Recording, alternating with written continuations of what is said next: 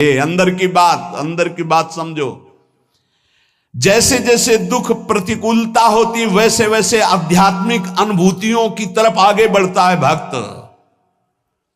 दूसरे लोग देखते हैं कि उसे बड़ा संकट है, विपत्ति है, दुख है, लेकिन उसकी अनुभूतियों को नहीं, वो भगवान प्रदत्त है। वास्तव में प्रतिकूलता वही है जो भगवान से विमुख कर दे। वो प्रतिकूलता, वो दुख, विपत्ति नहीं जो भगवान के अनुभव में डुबो दे। सांसारिक राग आसक्ति से पतन होता है, इसलिए भगवान अपने भक्त की प्रतिकूलता, विपत्ति, दुख आदि पर ध्यान नहीं देते, उसके भाव को दृढ़ करते हैं, अध्यात्म की ऊंचाई बढ़ाते हैं। इसलिए भगवान भक्त के पास आई हुई प्रतिकूलता सुरक्षित रखते हैं, कहीं फंस न जाए अनुराग में, अनुकूलता में, संसार के राग अनुराग में आगे बढ़े। इसलिए पग पग पर भक्तों के जीवन में प्रतिकूलता देखी गई और उनको कभी निराश उदास थोड़ी देखा गया। विनाशाय च दुष्कृतम, दुष्ट मनुष्य अधर्म का प्रचार करता है, धर्म का नाश करता है। दुष्ट की पहचान जो शास्त्र विरुद्ध आचरणों को स्थापित करता है, शास्त्र विधान का खंडन करता है, उसे दुष्ट कहते हैं। कोई भी हो जो शास्त्र विधान का सम्मान करता है और शास्त्र निषेध का त्याग करता है, उसे धर्मात्मा, साधु कहते हैं, महात्मा कहते हैं। भगवान उनका विनाश करते हैं जो शास्त्र विधान का उपहास करते हैं और निषेध की स्थापना करते हैं। ये नहीं करना चाहिए तो कहते करो, कोई भी हो, परिणाम देख लेना, परिणाम देख लेना। विवेकवान परिणाम का इंतजार करते हैं, तुम क्या बो रहे हो ये नहीं देखते, जब काटोगे तब तुम्हें बताएंगे क्या काटा तुमने। जो मनुष्य कामना के अत्यधिक बढ़ने के कारण झूठ, कपट, छल, बेईमानी, दुर्गुण, दुराचारों में लगे होते हैं, उनका स्वभाव बन जाता है शास्त्र की निंदा करना, साधु की निंदा करना, सद्गुण सदाचारियों पर अत्याचार करना, उनको दुख देना। भगवान कहते हैं ऐसों का विनाश मैं स्वयं करता हूं, तिनकर काल रूप में भ्राता, उनके लिए मैं काल दंड बन जाता हूं। दुष्कृताम, दुष्कृति करने वालों का विनाशाय च दुष्कृताम, विनाश करता हूं। महाराज भगवान तो सब प्राणियों में सम है, उनका ना तो कोई मित्र है ना बैरी है। फिर वो तो बोले समोहम सर्वभूतेषु न मे द्वेष्यः न मे प्रियः, फिर ये क्या लीला है। अरे उनके लिए जैसे महात्मा तैसे दुरात्मा, वो तो सब में विराजमान है, उनके लिए न तो कोई द्वेष का पात्र न कोई राग का पात्र है। समाधान, उत्तर, संपूर्ण प्राणियों के परम सुहृद होने पर भगवान किसी से भी वैर नहीं करते। पर ध्यान रखो, भगवान का एक वचन है, वो अपने शरणागत का पक्षपात करते हैं। हम भक्त पराधीनो असुतंत्र। जो भगवान के भक्त से वैर कर लेता है, भगवान उससे वैर कर लेते हैं। सुनो सुरेश रघुनाथ स्वभाव, निज अपराध रिसाही न काऊ, जो अपराध भगत कर करई, राम रोष पावक सो जरई। भक्त भक्तिमान, भगवान का अपराध कर दोगे तो क्षमा कर देंगे, लेकिन भक्त का अपराध कर दोगे तो पक्की दुश्मनी ठान लेंगे। दुखिया को न सताइए, दुखिया देगा रोए, जब दुखिया के मुखिया सुने तो तेरी गति क्या होए। एक काल के थप्पड़ में सब फैल जाता है। ये तो अभी जवानी है और बुद्धि चल रही है, तो जो चाहो बोल लो, समय आएगा बोलने लायक नहीं रहोगे, प्रार्थना करने लायक नहीं रहोगे। भगवान का स्वभाव है, उनका अपराध कर दोगे क्षमा कर देंगे, भक्त का अपराध करोगे सीधे वैर भगवान ले लेंगे। कौन निपट सकता है उनसे। भक्तों को कष्ट देने वाले, निंदा करने वाले, अपराध करने वाले दुष्टों को स्वयं भगवान अपना दुश्मन मानते हैं। पाप का विनाश भक्त करते हैं और पापी का विनाश भगवान करते हैं। ये पाप का विनाश भक्त करते हैं, पापी का नहीं। पापी का विनाश भगवान करते हैं। अगर भक्त की शरण में आ जाए तो पापी रहेगा ही नहीं, क्योंकि पाप नष्ट हुआ तभी तो वो साधु हृदय का संग कर पाएगा। साधु संग मात्र से संत दरस जिम पातक टरई। साधुओं का परित्राण भगवान जिस कृपा से करते हैं, उसी कृपा से युक्त होकर दुष्टों का विनाश करते हैं। क्योंकि साधुओं के परित्राण में भगवान का जितना प्यार है उतना दुष्टों से भी प्यार है। क्या? दुष्टों को मारकर परम पद देते हैं, साधुओं को प्यार करके परम पद देते हैं। क्योंकि वो वैर करते हैं, इसलिए उनको ऐसे भगवान उद्धार करते हैं। भगवान किसी के प्रति भी तनिक भी अमंगल भावना नहीं, पर भक्त के द्रोह करने के कारण जहां किसी भक्त को कष्ट दिया जाएगा, फिर भगवान उसे चैन से नहीं रहने देंगे। समय पर होता है, ये तत्काल थोड़ी होता है कि तत्काल तुम्हें देंगे। गंगा किनारे एक परम महामहिम स्थान है, पूज्य स्वामी श्री आत्मा प्रकाश जी महाराज, बहुत ही महान तपस्वी, भजनानंदी, अखंड ब्रह्मचारी, ढूढ़ी घाट। हम लोगों ने दर्शन किए। अस्थिमात्र होए रहे शरीरा और तेजो में, ऐसा लगता भुवन भास्कर रामबाग से निकल रहे। इतना देखो तो तेजो में, नीचे का देखो तो अस्थिमात्र होए रहे शरीरा, लंगोटी जरा सा चला ऐसा। हनुमान जी महाराज विराजमान हैं। जब वो रामायण की चौपाई बोलते थे तो ऐसा लगता था ब्रह्मलोक से आवाज निकल रही, परम पवित्र। तो रात्रि में कुछ चोर आए, क्योंकि सोने का छत्र ये सब हनुमान जी महाराज का, बहुत सी ऐसी आभूषण सामग्रियां थी।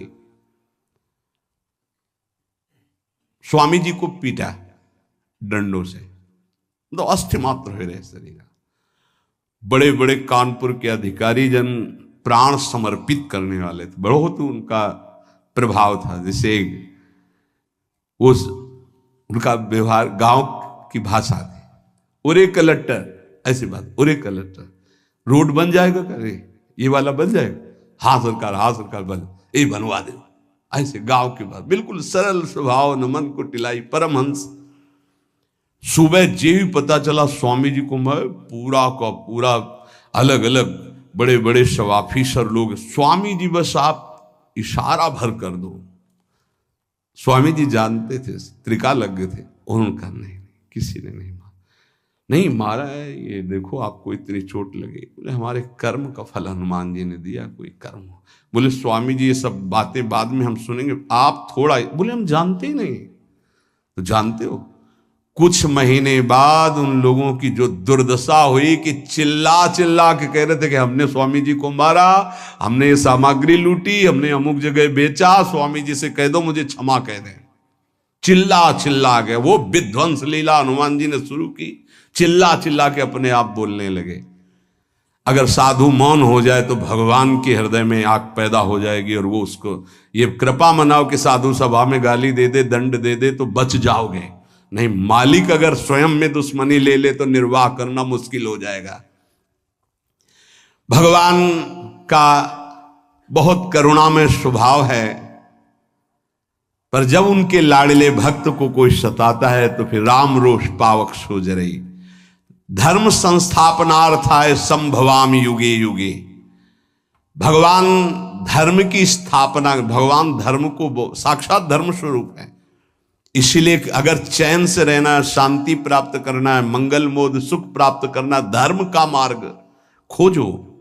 धर्म किसे कहते हैं उसके अनुसार चलो, परम धर्म का मार्ग स्वीकार करो। धर्म का आश्रय लेना ही भगवान का उद्देश्य है। संस्थापना करने के लिए भगवान आचार्य गुरुदेव के रूप में प्रकाशित करते हैं। जब उसकी हानि होती है तब पुनः प्रकट होते हैं, विनाश लीला करते, फिर धर्म स्थापना करते हैं। संभवाम युगे युगे, आवश्यकता पड़ने पर प्रत्येक युग में कई बार अवतार ले लेते हैं। एक युग में जितनी बार जरूरत पड़ती उतनी बार, कभी कारक पुरुषों के रूप में, कभी संत महात्माओं के हृदय के रूप में। किसी भी संत के हृदय में बैठ गए, भारी प्रकाश, भारी प्रचार, वो भगवान कर रहे हैं। भगवान कभी नैमित्तिक अवतार, कभी अंश अवतार, कभी कला अवतार, विविध अवतारों के रूप में, लेकिन संत महात्माओं का यह नित्य अवतार है। भगवान तो सर्व समर्थ हैं, फिर संतों की रक्षा करना, दुष्टों का विनाश करना, धर्म की स्थापना करना, इसके लिए अवतार लेने की क्या जरूरत है? एक संकल्प से अनंत ब्रह्मांड प्रकट हुए, तो उन दुष्टों का विनाश संकल्प से ही कर देते ना। समाधान, भगवान अवतार के बिना ये सब कुछ एक क्षण में पलक झपकते कर सकते हैं, लेकिन जिन भक्तों ने आकांक्षा की कि यार बनकर हमारे साथ खेलें, कांत बनकर हमारे साथ खेलें, लाला बनकर हमारे आंगन में घुटनों के बल चलें, इसकी पूर्ति संकल्प से नहीं होगी। इसके लिए तो अवतार लेना पड़ेगा। विशेष कृपा करने के लिए, अपने भक्तों को सुख पहुंचाने के लिए भावानुसार भगवान अवतार धारण करते हैं।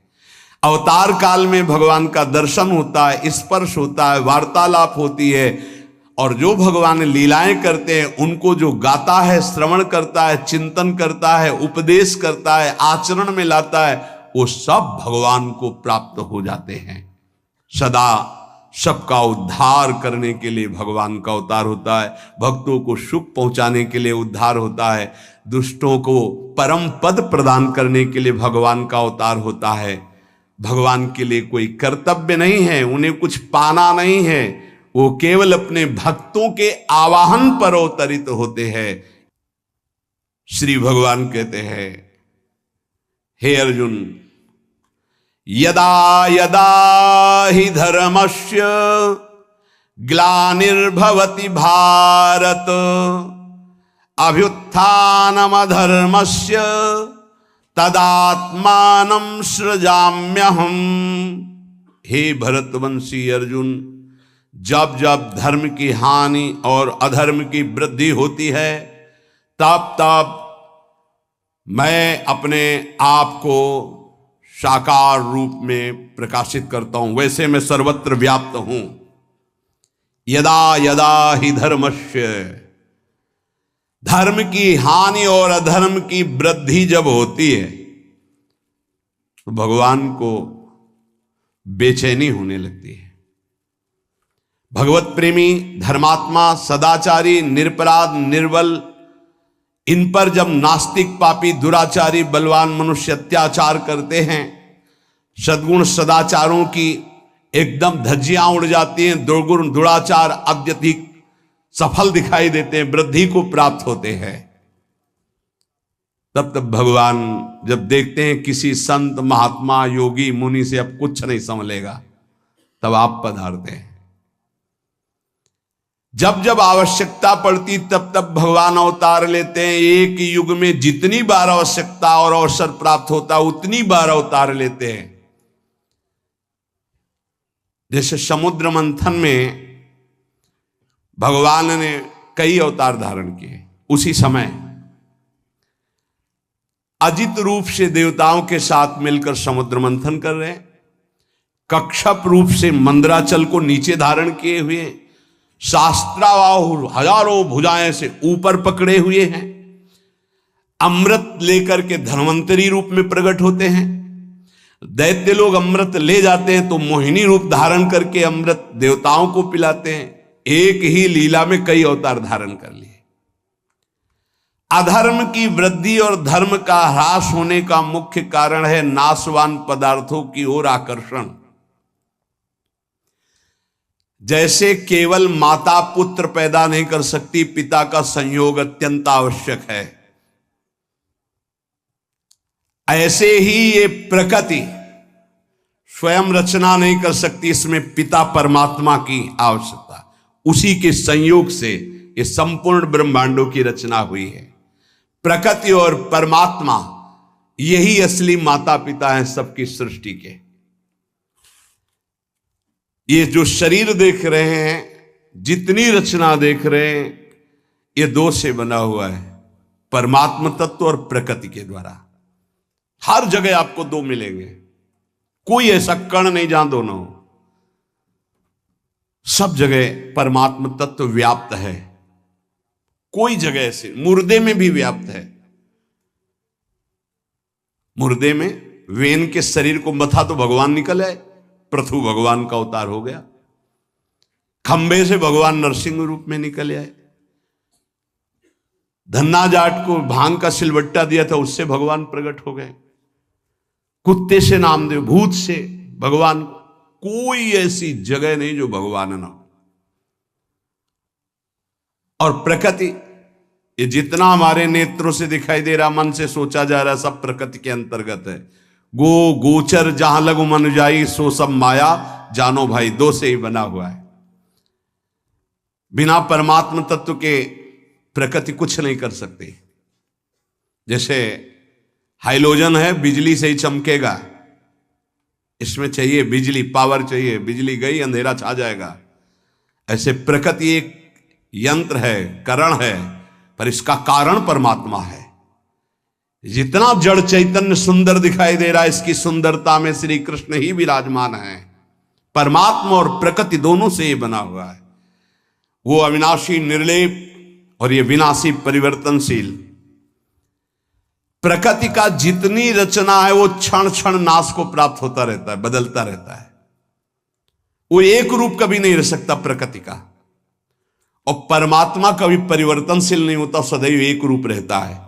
ऐसे ही भगवान का अंश जो, वो एक रूप अविनाशी चैतन्य घन।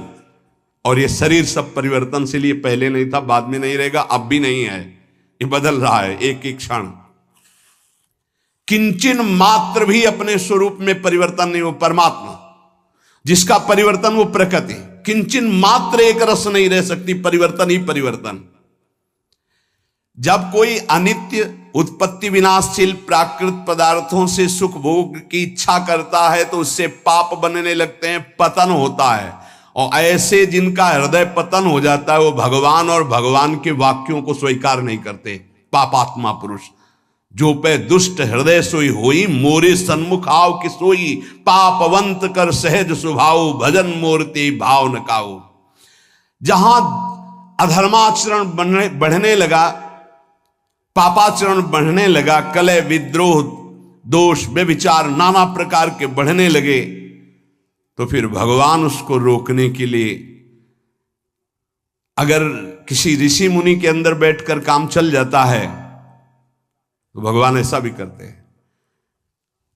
ऋषि मुनि के अंदर बैठकर काम चलने का मतलब, कोई भी ऋषि मुनि पाप को नष्ट करके उसको सौहार्द भाव, सत्य भाव में स्थित करता है, कभी वो पापी को नष्ट नहीं करता। ध्यान रखना, यह है काम चलना।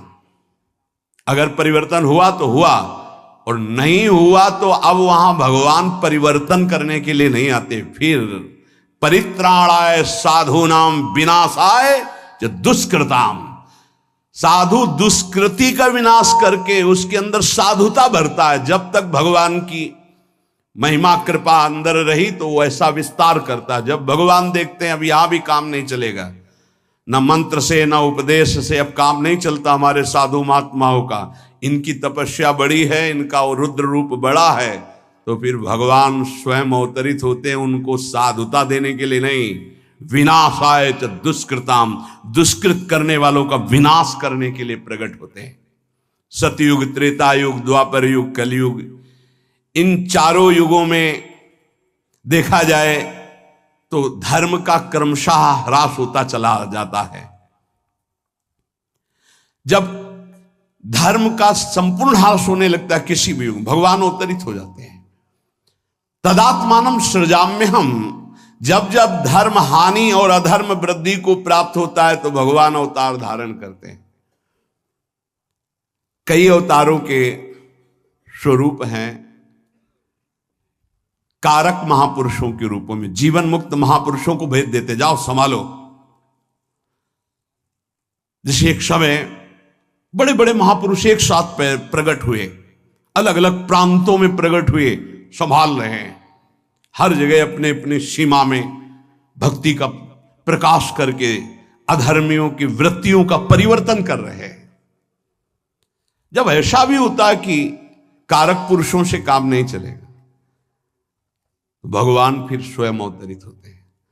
कभी कभी ऐसा भी होता है किसी संत महापुरुष के हृदय में प्रकाशित होकर के धर्म की स्थापना, अधर्म वृत्तियों का नाश करते हैं, व्यक्तियों का नहीं, अधर्म वृत्तियों का। कभी कारक पुरुषों के रूप में जब किसी से कार्य नहीं चलता, जैसे कंस का उपद्रव, जरासंध, भौमासुर, जब कृष्णावतार, कितने बड़े बड़े संबरासुर, बड़े बड़े, ये किसी मंत्र, औषधि, योग बल, तपस्या के द्वारा काबू में नहीं किए जा सकते थे।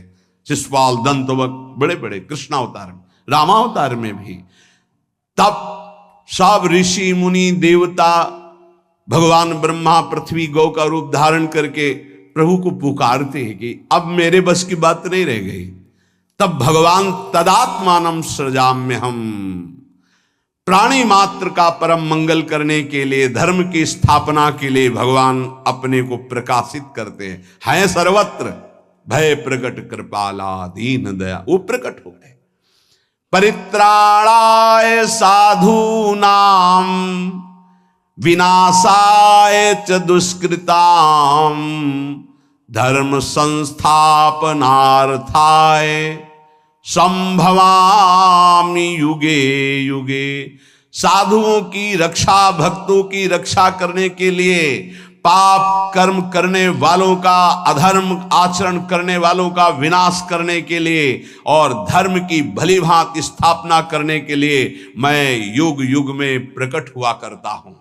अर्जुन जी से कहते हैं परित्राणाय साधु नाम। साधु मनुष्यों के द्वारा अधर्म का नाश और धर्म का प्रचार होता है, इसलिए भगवान साधुओं की रक्षा के लिए अवतार धारण करते हैं। साधु किसे कहते हैं?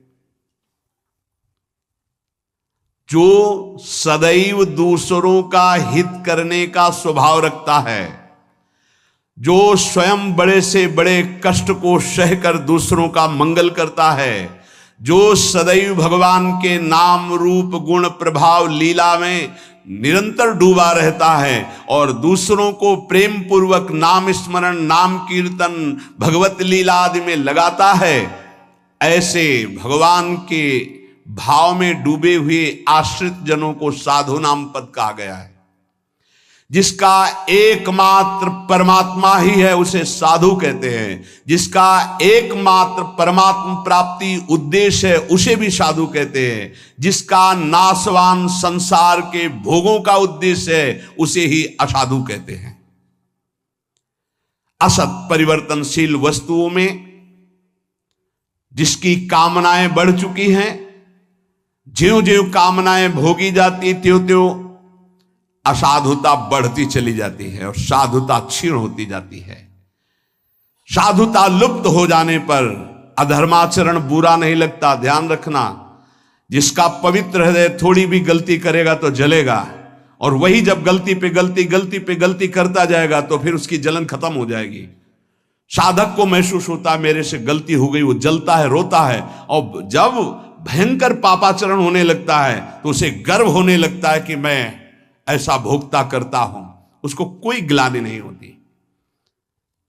जैसे कोई कहते हैं कि हमको तो कोई गिलानी नहीं हुई, हमारा तो कोई, क्योंकि तुम्हारा मलिन अंतःकरण हो गया। इसलिए देखो, ज्यों ज्यों भोगों में वृत्ति बढ़ती चली जाती तो पापाचरण बढ़ता है। पापाचरण बढ़ने से साधुता लुप्त होती है। असाधुता का मूल वो मूढ़ता, वो कामना बढ़ती चली जाती, हृदय मलिन हो जाता, उसको ग्लानि भी नहीं होती, पश्चाताप भी नहीं होता। साधु पुरुष पशु पक्षी वृक्ष मनुष्य देवता पितर सबका हित, सबका आनंद, सबका सुख चाहते हैं, वही साधु होते हैं। यदि सच्ची बात तुम संतों के मन के भाव को जान जाओगे तो उनके चरणों को पकड़ लोगे। ये विपरीत दुष्ट लोग बाहर से केवल मृदु बोलते हैं, इनके अंदर केवल दूसरों को दुख देने की बात रहती है, सुख लूटने की बात रहती है। यहां कहते हैं कि यदि भगवान साधु पुरुषों की रक्षा किया करते हैं तो फिर संसार में साधु पुरुष दुख क्यों पाते हुए देखे जाते हैं? इसका समाधान है कि साधु वही है जो शरीर, धन, संपत्ति, मान बढ़ाई आदि की रक्षा नहीं चाहता, अपने भाव की, धर्म की रक्षा चाहता, उसे साधु कहते हैं। और भगवान की भी दृष्टि में शरीर और मान बढ़ाई, धन संपत्ति की कोई महत्व नहीं, मायाकृत है। भक्ति भी नहीं चाहता और भगवान भी इसको जानते हैं, इसलिए भगवान उसके भाव को दृढ़ करते हैं, परिस्थिति को नहीं। ये कमजोर हृदय वाले परिस्थिति का सुधार चाहते हैं। भक्तों में सांसारिक पदार्थों का महत्व, उद्देश्य पहले ही प्रारंभ में नष्ट हो गया था। शरीर का, भोगों का, सम्मान का, इनका प्रतिकूलता, दुख, परिस्थिति जैसे जैसे आती है, भक्त में अखंड प्रसन्नता बढ़ती चली जाती है। सबको चाहिए कि धर्म के द्वारा अपने जीवन के कर्तव्यों का पालन करते हुए भगवान का स्मरण करें। इसी से परम सुख, परम शांति की प्राप्ति होगी। जो भगवान के नाम जप को निषेध करे, जो भगवान की महिमा की अवहेलना करे, शास्त्रों को झूठा बताए, कान में अंगुली डालो, उठकर चल दो, उस सभा में मत बैठना, नहीं तो पाप लगेगा। और उस पुरुष की दुर्गति जो होगी, अगर तुम जीवित रहोगे तो देख लेना, पक्की बात है। शारीरिक दुर्गति, मानसिक दुर्गति और अंततो गत्वा परिणाम दुर्गति। इसलिए बहुत सावधान होकर के चला जाए।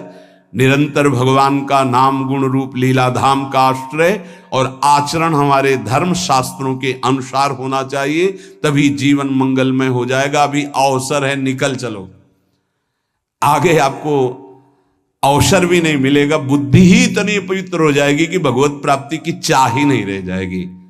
सत्संग मिलना दुर्लभ हो जाएगा। सबसे पहले इन इंद्रियों को सुधारो, वश में करो।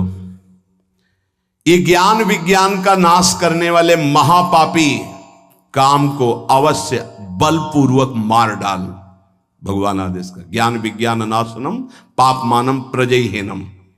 पाप मानम केवल पाप ही कराते हैं। पाप से पाप ही बनता, कभी पुण्य नहीं होता, ध्यान रखना। धर्म पूर्वक जो कमाया जाता है उससे पुण्य होता है। पाप पूर्वक कमाई से कभी पुण्य नहीं होता, चाहे सब का सब लुटा दो जाके। वो जिस जिसकी बुद्धि में जाएगा उसकी बुद्धि भ्रष्ट करेगा और उसका पाप उसको लगेगा जिसने दिया है। पाप मानम ही प्रजय ही। काम संपूर्ण पापों की जड़ है। काम उत्पन्न होने पर केवल पाप ही पाप बनता है। आगे चल करके ये काम इतना ढक देता है कि वो राक्षस हो जाता है, उसको समझे में नहीं आता है कि मैं कर क्या रहा हूं। जो आजकल समाज में धीरे धीरे आसुरी प्रवृत्ति फैल रही है, विवेक को ढक करके अंधा बना देता है काम। पूज्य जनों में, पवित्र संबंधों में भी मनमानी आचरण होने लगते हैं। उसको एक ज्ञान ही नहीं रहता कि मैं पाप कर्म कर रहा हूं। महापतन पातकी स्वरूप उसका हो जाता है, जिसको काम अपने अधीन कर लेता है। इसलिए भगवान कह रहे हैं इस महापापी को अवश्य मार डालो। अर्जुन, जैसे कुछ लोगों की सोच, सत्संग सुना तो लगा गृहस्थी मार्ग ठीक नहीं, चलो छोड़ देते हैं। दो मार्ग हैं भगवान के ही बनाए हुए, एक निवृत्ति मार्ग, एक प्रवृत्ति मार्ग। अगर आप प्रवृत्ति मार्ग में प्रवृत्ति से ठीक से चलेंगे तो गृहस्थी में रहते हुए भी आप निवृत्ति माने जाएंगे। कैसे? जैसे सबसे पहला आश्रम है ब्रह्मचर्य आश्रम, सबका, चाहे गृहस्थ हो चाहे विरक्त हो, पहला आश्रम ब्रह्मचर्य आश्रम है। कुछ ब्रह्मचर्य आश्रम से नैष्ठिक ब्रह्मचर्य को चले जाते हैं निवृत्ति मार्ग में, और कुछ ब्रह्मचर्य आश्रम से गृहस्थ आश्रम को चले जाते हैं, पर सबसे पहला आश्रम ब्रह्मचर्य है। पहली नींव बर्बाद। कहां ब्रह्मचर्य का पालन, हमारा जो धर्म कहता है उसके अनुसार कहां पालन हो रहा है? जब तक पाणिक ग्रहण संस्कार विवाह नहीं हुआ तब तक ब्रह्मचर्य का आदेश शास्त्र में वो असमर्थ हो गए। आज अगला गृहस्थ धर्म, जिससे पाणिक ग्रहण किया आजीवन उसी के प्रति भाव रखना। संतानोत्पत्ति धर्म रूपी काम, आगे चलकर आपको वैराग्य हो जाएगा, अपने आप वैराग्य हो जाएगा, भोगों से वैराग्य हो जाएगा, क्योंकि धर्मो रक्षते रक्षिता। आप धर्म से चल रहे थे, इसलिए तीसरा मार्ग वानप्रस्थ। अब वो अंदर से उसके अंदर व्याकुलता पैदा होने लगती, बहुत समय नष्ट हो गया भोगों में, क्योंकि पहले ब्रह्मचर्य था, पुनः ब्रह्मचर्य का अभ्यास जागृत होता है और फिर संन्यास क्रम से आ जाता है। और वो नैष्ठिक ब्रह्मचर्य से सीधे, अब ऐसे सत्संग सुना और आपने सोचा कि नहीं, भजन करने के लिए हम संसार को छोड़ देते हैं, तो किस संसार को?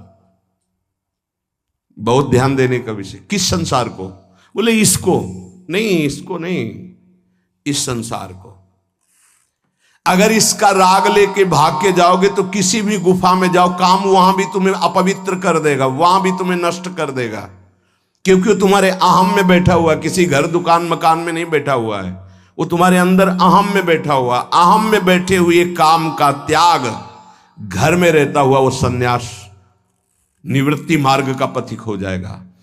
और अगर अहम में काम बैठा हुआ है तो गुफा में बैठा हुआ भी वो प्रवृत्ति में उतर जाएगा काम की। ये बड़ा सूक्ष्म विषय है, इसलिए हम प्रार्थना करते हैं कि काम छोड़ने का विचार किया जाए। काम का मतलब है मलिन भावना, कामना। ये जो हमारे अंदर उद्देश्य बनता है भगवत प्राप्ति का कि हम सब छोड़ देते हैं, तो किसको छोड़ देते हैं? शरीर राग को छोड़ देते हैं, इंद्रिय विलासिता को छोड़ते हैं, अहम में कामना को छोड़ते हैं। बाहर भागने से काम नहीं बनेगा, इसको समझना होगा। अगर कामना छूट जाए तो सब ठीक हो जाएगा। जब मनुष्य कामना रख करके कोई भी वेश धारण कर ले, कहीं भी चला जाए, तो काम उसे भ्रष्ट करता ही है।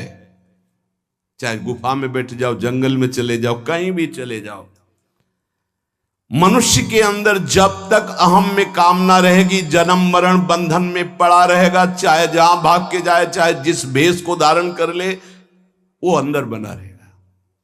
ये शास्त्र है, समझिए। ये जड़ पदार्थों की तरफ आकर्षण जड़ शरीर की अहमता से है कि मैं मनुष्य हूं, मैं पुरुष हूं, मैं स्त्री हूं। इसी में काम बैठा है, इसका त्याग करने की बात कही गई है। पशु पक्षियों तक को ये अपने अधीन किए हुए हैं। मनुष्य में एक शक्ति है जिसका नाम विवेक ज्ञान, उससे बच सकता है। इंद्रियजन सुखों में, भोगों में, पदार्थों में जो कामना हो चुकी है, यही नहीं समझने देती कि मैं दिव्य भगवान का अंश हूं। केवल बातें बनाने से नहीं, मुझे किसी भी सुख की आकांक्षा नहीं है, किसी भी सुख का अभाव नहीं हमारे स्वरूप में। जब भोगों में रुचि बढ़ जाती है तो फिर रुपए का महत्व जागृत हो जाता है। रुपए में जब महत्व, तो फिर रुपए की गिनती, बैंक बैलेंस में कितने हुए, बोले इतने, बोले और इतने हो जाए, और इतने हो जाए, बढ़ता चला जाता है। धर्म को, शास्त्रों को, उपासना को उपास्य देव के लिए किया जाता है, बैंक बैलेंस के लिए नहीं। अगर हमारे उपदेश का फल रुपया है, हमारे प्रवचन का फल रुपया है, हमारे अंदर का उद्देश्य रुपया है, शास्त्रों का भाव नहीं समझ पाएंगे, ज्ञान ढका रहेगा, जागृत नहीं होगा। रुपये में सुख नहीं है, रुपया से भोग मिलते हैं, भोगों में सुख नहीं है। रुपया की गिनती में सुख आ जाएगा, अहम सुख। ये सारी कामनाएं अहम सुख में बैठी है। उपासक, इंद्रियाणि पराण्याहु इंद्रियेभ्यः परम मनः मनसस्तु परा बुद्धिर यो बुद्धि परतस्तु सहा एवं बुद्धि परम बुद्ध्वा संस्तभ्यात्मानमात्मना जय शत्रु महाबाहो काम रूपम दुरासदम। हे अर्जुन, ध्यान दो, तुम जीत जाओगे काम पर, विजय प्राप्त कर लोगे। क्या? इंद्रियों से, स्थूल शरीर से श्रेष्ठ, सबल, प्रकाशक, व्यापक और सूक्ष्म मन है। स्थूल शरीर इंद्रियों से सबल, इंद्रियों का प्रकाशक, व्यापक मन है।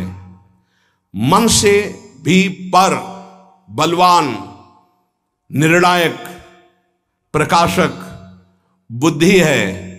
और बुद्धि का जहां से प्रकाश हो रहा है वो अहम है, और उस अहम में काम बैठा हुआ है।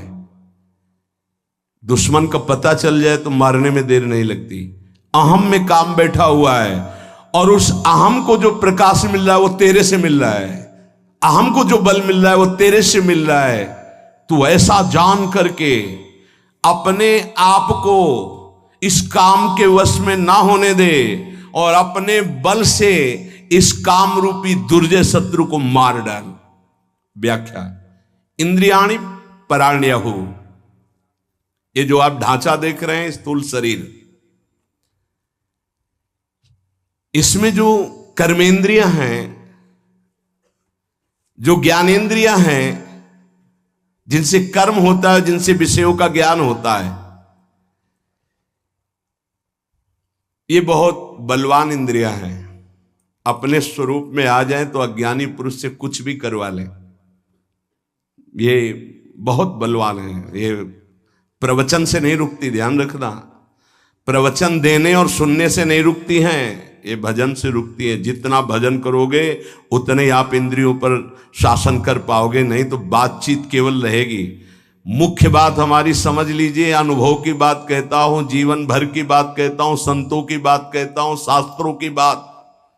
जब तक आपके पास नाम जप रूपी बल इकट्ठा नहीं हो जाएगा तो ये बातें सुनोगे, समझ में नहीं आएगी। समझ में आ जाएगी तो जीत नहीं पाओगे। जीतने और समझने की बात केवल भजन से होती है। भजन में रुचि बहुत कठिन है, इसलिए खूब प्रवचन हो रहे हैं, पर प्रभाव उसका बहुत कम जनों के हृदय में पड़ रहा है। उन्हीं के हृदय में पड़ेगा जो नाम जपना शुरू कर दिए हैं। जिनका नाम जप जितना प्रबल है उतने प्रवचन का प्रभाव दूसरों पर पड़ेगा, अपने ऊपर पड़ेगा। भजन, ये तो आप निश्चित समझ लीजिए। बारी मथे घृत होए बरु सिकताते बरु तेल, बिनु हरि भजन न भौतरी या सिद्धांत अपेल। बिना भजन के बातें ही बातें रहेंगी। पर्यो प्रवाह काल के कदापि छूटी है नहीं, चाहे जो और उपाय कर लो। अगर नाम जप नहीं किया तो काल के प्रवाह से नहीं बच सकते। ये महाबली नाम तुम्हें महाबल प्रदान करेगा। हर समय चतुर शिरोमणि वही जो हर समय राधा राधा राधा राधा। इंद्रियां विषयों से बलवान है। अगर हमारी नेत्र इंद्री कहीं अंदर तो बाहर सामने विषय रखा हो नहीं घसीट पाएगा। विषय से श्रेष्ठ पर इंद्रियां हैं। जैसे बाण बनाने वाला बाण की नोक में ध्यान दिए तो श्रवणेंद्री काम नहीं कर रही है। राजा की सवारी निकल गई, उसको पता ही नहीं चला। अगर हमारी अंदर से इंद्री कहीं और लगी हुई है तो बाहर कोई विषय नहीं खींच सकता। शब्द स्पर्श रूप रस गंध, इसलिए कहा शब्द स्पर्श रूप रस गंध से बलवान और पर इंद्रियां हैं। और इंद्रियों से पर, इंद्रियेभ्यः परम मनः। इंद्रियां मन को नहीं जानती हैं, मन इंद्रियों को भी जानता है और विषय को भी जानता है। ये रहस्य को समझिए।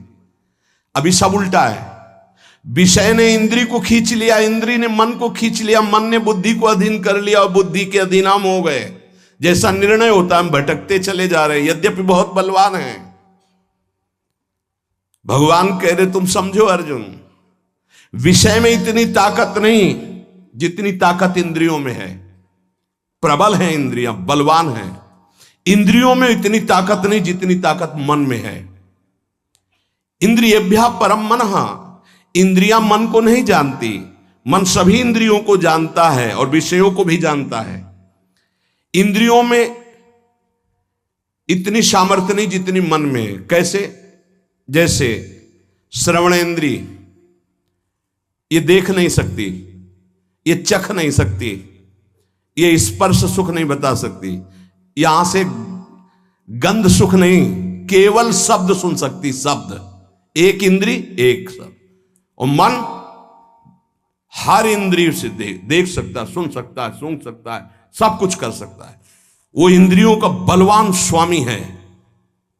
इंद्रिय अपने विषय को जानती, जैसे घ्राणेन्द्री, ये केवल गंध को जानेगी बस, यहां से शब्द का परिचय नहीं मिलेगा, यहां से रस का परिचय नहीं मिलेगा, केवल सुगंध का परिचय मिलेगा। त्वचा केवल स्पर्श को जानती है, यहां से गंध का परिचय नहीं मिलेगा, शब्द का परिचय नहीं मिलेगा, रस का परिचय नहीं मिलेगा। रसेंद्री केवल रस को जानती है, यहां से गंध का परिचय नहीं मिलेगा, यहां से स्पर्श का परिचय नहीं मिलेगा। रसेंद्री रस को जानती है, रसना केवल रस को जानती है, शब्द स्पर्श रूप और गंध को नहीं जानती। नेत्रेंद्री केवल रूप को जानती है। ऐसे अलग अलग इंद्रियां, ये जानने वाली ज्ञानेंद्रियां हैं और भोगने वाली कर्मेंद्रियां हैं। और इन 5 ज्ञानेंद्रिय 5 कर्मेंद्रियों को पूर्णतः जानने वाला ये मन है। उल्टा ये हो गया कि इन इंद्रियों ने मन को फंसा लिया है, हमारी दुर्गति का कारण। मन इन सबसे बलवान है, सूक्ष्म है, जानकारी है उसको, पर वो फंस गया इंद्रियों में। इंद्रियां फंस गई विषयों में। यद्यपि विषयों से बलवान इंद्रियां हैं, इंद्रियों से बलवान मन है, पर विषय ने फंसा लिया इंद्री को, इंद्री फंस गई मन में। अब कह रहे हैं मनसस्तु पराबुद्धि। वैसे सच्चा इनका स्वरूप यही है कि विषयों से बलवान इंद्रियां हैं, इंद्रियों से बलवान मन है और मन से बलवान बुद्धि है। मनसस्तु पराबुद्धि, मन बुद्धि को नहीं जानता, लेकिन बुद्धि मन को जानती, इंद्रियों को जानती, विषय भोगों को जानती है। मन कैसा है? बोले इस समय शांत है। मन कैसा है? बोले लग नहीं रहा, शांत है। ये ज्ञान किसको? बुद्धि को। ठीक है या बेठीक है, इंद्रियां कहां भाग रही, मन कहां जा रहा, सारा निर्णय बुद्धि करती है। बुद्धि मन को, मन के संकल्पों को, इंद्रियों को, इंद्रियों के विषयों को, सबको जानती है। ये सबसे श्रेष्ठ प्रकाशक, बलवान, व्यापक और सूक्ष्म है बुद्धि। या बुद्धि परतस्तु सा। अब जो बुद्धि निर्णय करती वो अपने स्वामी से पूछ के करती। स्वामी जानते कौन है? अहंकार। इसी अंतःकरण में ये मन कह रहा है कि ये भोग लूं, हाँ हाँ भोग लो। बुद्धि, बड़ा सुख मिलेगा, मन कह रहा है हाँ हाँ ठीक है। ये देख लूं, ये छू लूं, ये सूंघ लूं। और अहंकार में बैठा हुआ चोर ये काम है, इतनी ऊंचाई पे बैठा, इसीलिए जल्दी मारा नहीं जा सकता। ये बहुत सूक्ष्म विषय भगवान वर्णन कर रहे हैं। काम कोई ऐसा नहीं है। कहां बैठा है? बोले बुद्धि जो निर्णायक है उसके ऊपर बैठा हुआ है, अहम के अंतर। ये जो देहाभिमान है इसी के अंतर काम बैठा हुआ है। या बुद्धि परतस्तु सा, बुद्धि का स्वामी ये अहंकार है। इसलिए वो निर्णय करता है, यार मेरी बुद्धि नहीं कहती कि मैं करूं, वो अहम बोल रहा है। ये बुद्धि जो भी करती है अहम की अनुमति से करती है। मन जो भी करता है वो बुद्धि की अनुमति से करता है। बुद्धि मन ये अहम सहित अधीन हो गए भोगों के, इसीलिए एक काम वहीं अहम में बैठा हुआ है। बड़ा सूक्ष्म विषय है। अपने को परम स्वतंत्र मानता है, पर अधीन है बुद्धि, मन और इंद्रियों के, इसलिए इसकी दुर्गति हो रही है। ये अहम जो अंतःकरण का है ना, या पूरा चैतन्य है ना पूरा जड़ है। ना जड़ है ना पूरा चैतन्य है, इसमें दोनों मिले हुए अंतःकरण वाले में, इसीलिए इसका त्याग करना होता है। शुद्ध अहम में ब्रह्म स्वरूप है, यह अंतःकरण का अहम मिश्रित है। चैतन्य घन आत्म स्वरूप का पावर ही इसी अहम पे पड़ रहा है, और ये जड़ अंश शरीर को स्वीकार किए हुए इसी जड़ अंश में मैं स्त्री हूं, मैं पुरुष हूं, काम बैठा हुआ है। वास्तव में ये अहम काम में रहता है, वहीं से भोग की इच्छा प्रकट करता है, और सुख दुख का भोक्ता जो अहम है उसी के अनुसार बुद्धि चलती है, और बुद्धि के अनुसार मन, मन के अनुसार इंद्रियां, इंद्रियां विषयों में। सीधे अहम विषयों से आकर्षित है, पूरा सिस्टम उल्टा हो गया। मैं देखना चाहता हूं, मैं भोगना चाहता हूं, मैं सूंघना चाहता हूं, पूरा सिस्टम गंदा हो गया है। नहीं, जिसे कहते पूरा सिस्टम भ्रष्ट हो गया, पूरा सिस्टम गिर चुका है। इसी की साधना हो रही, ये भगवान उपदेश कर रहे हैं। भोक्ता भोग भोग्य, भोक्ता मैं, भोग्य भोगने की क्रिया, और भोग जिसको भोगा जा रहा है, ये तीनों मायाकृत हैं, तीनों जादू का तमाशा है। ना कोई भोगता है, ना भोग्य है, ना भोग है, फंस गए। इतना आकर्षण भोगों में है कि भोक्तापन का जो अहम है, एक तरफ भगवान है, वो भगवान को छोड़ देगा, भोग को स्वीकार कर लेगा। ऐसे ही अपने लोग किए हुए हैं ना।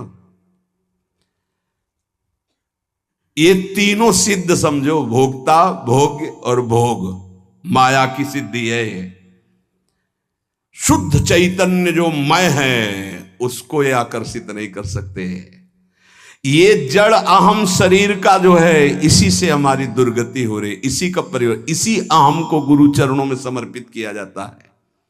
इसी अहम को जब भगवान के चरणों में गुरुदेव समर्पित करते तो ये शुद्ध दासत्व में या ब्रह्म स्वरूप में स्थित होता है, ज्ञान मार्ग या भक्ति मार्ग।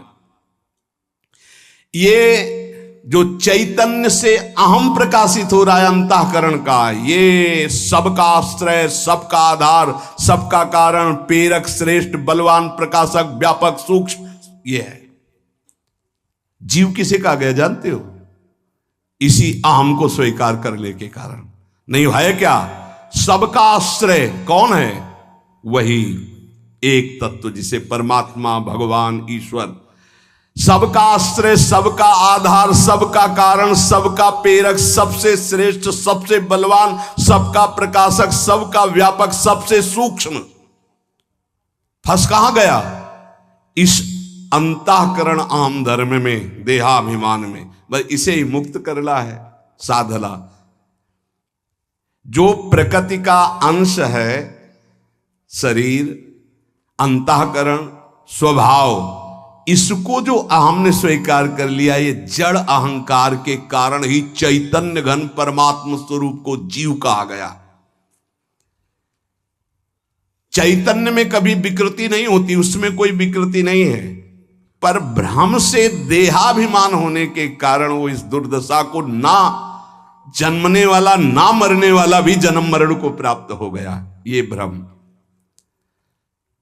सुख दुख का भोक्ता बन बैठा, सुखी दुखी होने लगा, जड़ के अंश को स्वीकार करने के कारण।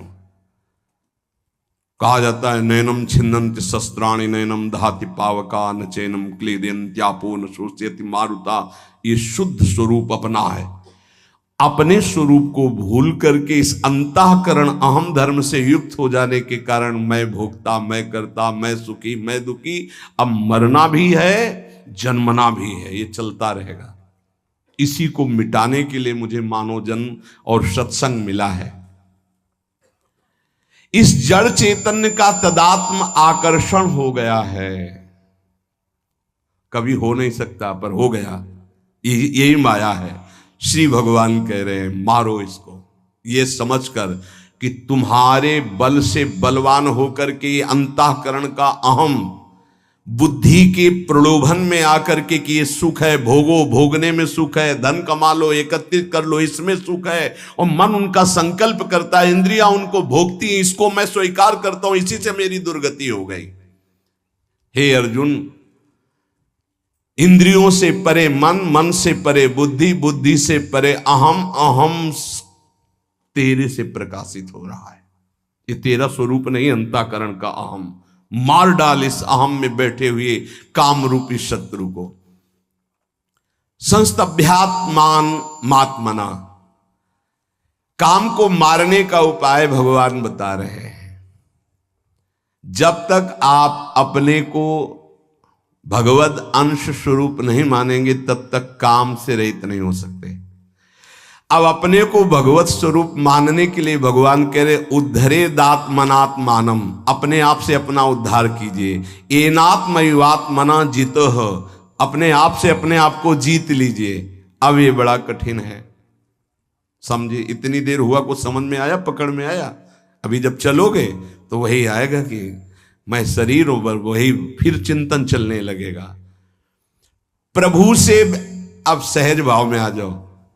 प्रभु से विमुख होने के कारण ये शरीर, ये संसार, ये संबंध हमें बांधे हैं। जब हम गुरु की शरण में होते तो इन्हीं पे प्रहार होता है, बहुत बुरा लगता है उसको, जन्म जन्मांतर से उसी में फंसा है। तो पूज्य राधा बाबा जी ने कहा था कि साधु जिसके पीछे पड़ जाता है उसका कल्याण करके छोड़ता है। आपको अभी बुरा लग रहा है, बाद में नाचोगे कि कृपा हो गई जो मुझे इन संबंधों से रहित कर दिया, नहीं तो उन्हीं में फंसे हुए जीवन चला जाता। मैं सब कुछ नहीं जान पाऊंगा, इतना फंस चुका हूं। तो जो जाने हुए हैं, इसीलिए वही भगवान जनाने के लिए गुरुदेव के रूप में आते हैं। इस संसार संबंध को काटने के लिए गुरु कृपा कुल्हाड़ी का काम करती है। तो आप मान जाओ भाई, तुम ऐसे नहीं मिलोगे, तुम उनसे बात नहीं करोगे, तुम ऐसे। तो उनको लगता है कि क्या चाहते क्या है, चाहते हैं कि आप असंग हो, आपका स्वरूप असंग है, ये जान जाओ। तुम्हें किसी संग की जरूरत नहीं, किसी भोग की जरूरत नहीं, किसी पद की, किसी संपत्ति की नहीं जरूरत है, नहीं जरूरत है। मान लीजिए आप इतने खुद सुख समुद्र हैं कि आपको किसी सुख की जरूरत नहीं है। आप जरूरतें मान मान करके फंस गए, इसीलिए आपको जरूरत से हटो हटो हटो, असंग हो, तब तुम जान पाओगे कि तुम हो कौन। इस काम की पूर्ति कभी नहीं हो सकती, इसलिए काम से हटना ही विवेक है, बुद्धिमानी। हटो इससे। जिस संसार से, जिस शरीर से, जिस संबंधियों से संबंध जोड़ा है, जब तक तुम संबंध नहीं तोड़ोगे तो कोई नहीं तोड़ सकता। इसलिए उद्धरे दात्मनात्मानम, अपने द्वारा अपना उद्धार करो। तुम्हें उपदेश हो सकता है, लेकिन तोड़ना तुम्हें पड़ेगा। फोन से बात करना, जाके मिलना, बार बार बात करना, बार बार व्यवहार तो वो संबंध पुष्ट कर रहे हो आप, और कुछ नहीं कर रहे हो। आप अपना पतन कर रहे हो, कुछ नहीं कर रहे हो। कोई बड़ी बात नहीं, पूरा संसार इसी में फंसा है। बड़ी बात यह है कि उस फंसाव से हट गए।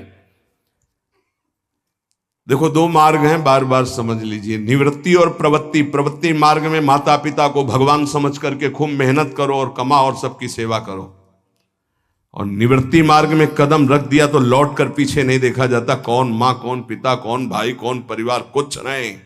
मार्ग का प्रभाव होता है। अगर ये देखोगे तो फिर उनका उद्धार नहीं कर पाओगे, और अगर निकल गए तो 14 पीढ़ी आगे की, 7 पीछे की, 21 पीढ़ियों का कल्याण हो जाता है। मान लीजिए बात। जब इसमें आई गए हो निवृत्ति मार्ग में, तो अब लौट कर कदम पीछे मत देखो। जिम्मेवारी प्रभु के चरणों में समर्पित करो। पूरे विश्व ब्रह्मांड का भरण पोषण करते हैं, तुम्हारा भरण पोषण तो बहुत छोटी बात है, चिंता क्यों करते हो? क्या चाहिए? आज तक जो भरण पोषण कर रहा है वो किसकी सामर्थ्य थी कि मां के शरीर में रक्त को दूध में बदल दे? जब हम पैदा हुए तो हमारे पचाने की कोई सामर्थ्य नहीं थी, तो मां के रक्त को दूध में बदल दिया और वो पान करके हम पुष्ट हुए। जब वो इतनी व्यवस्था पहले से रखे हुए, हमको चिंता क्या करनी? गर्भ में जब जिसने हमारी रक्षा की, गर्भ के बाहर आते ही जिसने हमारी व्यवस्था भोजन की कर दी मां के वक्षा स्थल में, वो हमारी जीवन में व्यवस्था नहीं करेगा? करेगा। हमको चिंता नहीं करनी। इसलिए भगवान से पूरा संबंध जोड़ लो, अभी ठीक हो। ये दूसरा भाव वर्णन किया जाता भक्ति का। पहला शुद्ध भाव था विवेक के द्वारा, अगर वो तुम्हारी समझ में नहीं आया तो ये समझ लो, जिसने संसार से जितना संबंध जोड़ा है, शरीर से संबंध जोड़ा, भोगों से जोड़ा, उसी को तोड़ना होगा। तुम्हें शास्त्र उपदेश हो जाएगा, गुरु उपदेश करेगा, तोड़ना आपको पड़ेगा। भैया आपकी इच्छा की बात है, आप अपना उद्धार अपने द्वारा कीजिए, भगवान का आदेश।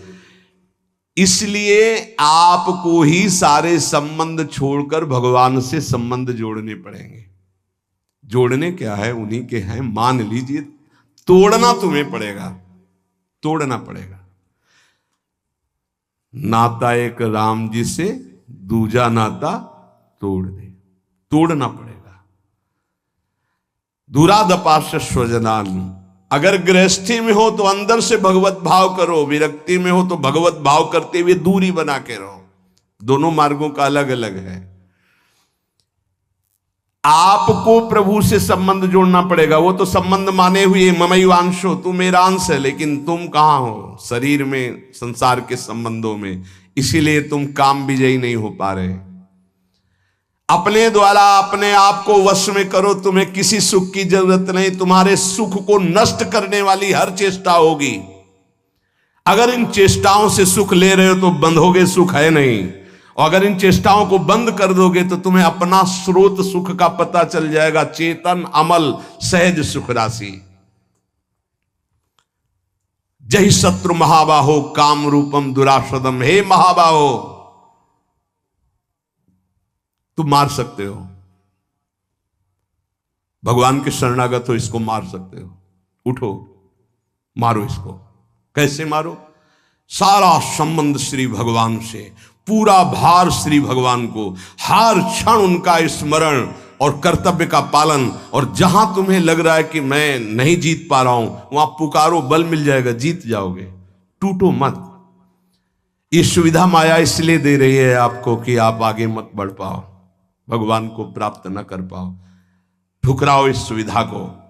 जो आंतरिक सुविधाएं भागवतिक है उनको स्वीकार करो, बाह्य सुविधाओं को उतना जितना जीवन की यात्रा के लिए आवश्यक है, बस निकल जाओगे।